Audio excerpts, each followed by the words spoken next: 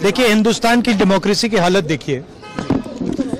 300 MPs election commission से मिलना चाहते हैं और कहते हैं कि हम डेलीगेशन लेके आएंगे, हम आपको एक डॉक्यूमेंट देना चाहते हैं। इलेक्शन कमीशन कहता है नहीं, 300 एमपीज नहीं आ सकते हैं। तो यही हालत है, क्योंकि डरते हैं। 300 एमपीज आ गए और वहां पे सच्चाई निकल आई और हमने उनको थोड़ा जो उनके काम की सच्चाई है दिखा दी। That is why. लेकिन आपको लगता है कि सर आपको ये जो लड़ाई है, मैं थोड़ा क्लियरली बोलना चाहता हूं। देखिए, अब ये राजनीतिक लड़ाई से आगे निकल गई है, ठीक है। अब ये देश की जो आत्मा है, स्पिरिचुअल देश का जो आत्मा है, उसके लिए लड़ाई हो रही है। कॉन्स्टिट्यूशन की लड़ाई है। 1 मैन 1 वोट कॉन्स्टिट्यूशन का फाउंडेशन है। 1 मैन 1 वोट के बिना कॉन्स्टिट्यूशन का कोई मतलब नहीं है। और हमने क्लियरली दिखाया है कर्नाटक में कि 1 मैन 1 वोट नहीं है। Multiple man multiple vote, 1 man multiple vote, सारा कुछ चल रहा है, ठीक है। तो ये अब लड़ाई पूरी की पूरी ऑपोजिशन लड़ रही है और हिंदुस्तान के जो युवा हैं उनको ये बात समझ आ गई है। तो अब इलेक्शन कमीशन को छुपना काफी मुश्किल हो जाएगा। वो आपको कहता है कि आप नोटिस का जवाब आप नहीं देंगे। अरे भाई, उन्हीं का डेटा है, वो अपने वेबसाइट से वही डेटा निकाल दें। मेरा डेटा थोड़ी है कि मैं साइन करूं, उनका डेटा है।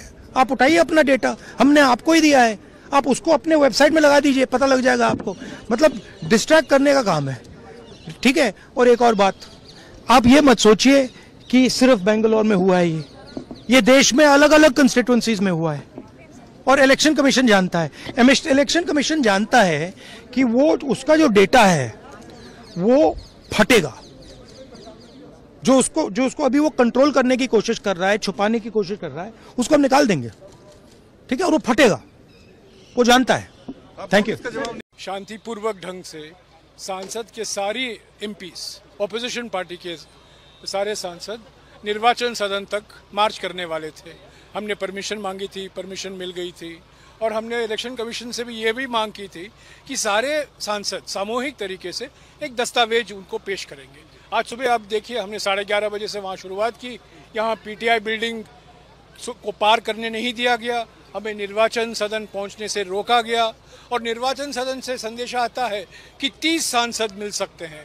ये नामुमकिन है, क्योंकि हमारी मांग थी कि सारे विपक्ष के सांसद सामूहिक ढंग से दस्तावेज पेश करें। संसद के सामने आज लोकतंत्र का हत्या हुई है। चुनाव आयोग ही देशद्रोही है, वोट चोरी और वोट फ्रॉड में शामिल है। अब ये जन आंदोलन का रूप ले चुका है। राहुल जी के नेतृत्व में ये रुकेगा नहीं।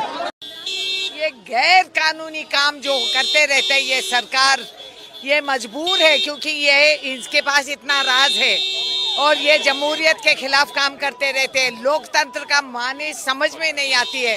बुज़दिल कायर सरकार जवाब देने के बजाय ये सब ड्रामे करते हैं, तो सोचते हैं कि हम डरने वाले हैं। ये चुनाव आयोग और सरकार, होम मिनिस्टर, इन सबको पूछिए कि क्यों ऐसी कौन सी गैर कानूनी काम है। अरे हम लोकतंत्र में है, लोग हमें पूछते हैं, हम आते हैं उनकी आवाज़ बुलंद रखने, तो किस बात पे इनको इतराज है?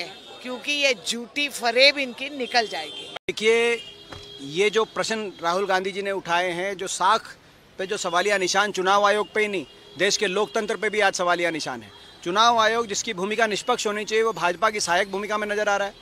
कभी कह रहा है कि आप शपथ पत्र दो, कभी कह रहा है कि 300 सांसद नहीं मिल सकते, 30 सांसद मिलेंगे। कभी हरियाणा का चुनाव आयोग राहुल जी को नोटिस दे रहा है। राहुल गांधी जी ने तो सच रखा देश के सामने, तो कहीं ना कहीं चोर की दाढ़ी में तिनका। चुनाव आयोग की भूमिका में अब मैं समझता हूं कि देशवासियों का विश्वास कायम हो, ये जिम्मेदारी चुनाव आयोग और सरकार के सारे प्रश्नों का उत्तर दिया जाए। और ये गड़बड़ यह हरियाणा में भी हुई है। मैं जिम्मेदारी के साथ कह सकता हूँ, हरियाणा में निष्पक्ष भूमिका नहीं रही चुनाव आयोग की। पूरी तरह से भाजपा की सहायक भूमिका, जल्दी हम वहाँ भी खुलासा करेंगे।